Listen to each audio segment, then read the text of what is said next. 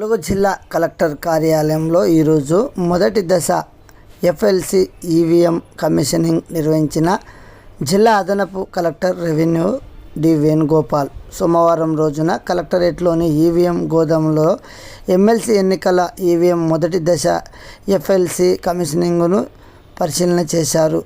ఇందుకు ముఖ్య అతిథిగా పాల్గొన్న ఎన్నికల కమిషనింగ్ జిల్లా అదనపు కలెక్టర్ వివిధ రాజకీయ పార్టీల నాయకులతో కలిసి నిర్వహించారు. ఈ కార్యక్రమంలో స్థానిక ఎంఆర్ఓ విజయ్ భాస్కర్, డిప్యూటీ తహసీల్దార్ విజయ్ కుమార్, వివిధ రాజకీయ పార్టీల నాయకుల నడుమ ఈ యొక్క ఈవీఎం బాక్సులను పరిశీలించారు. ఈరోజు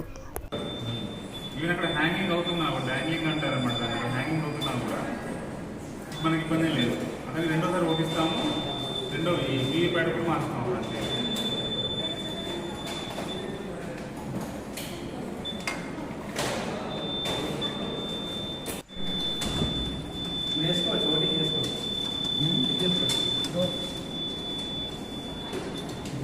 అక్కడ రాళ్ళు నడుస్తుంది.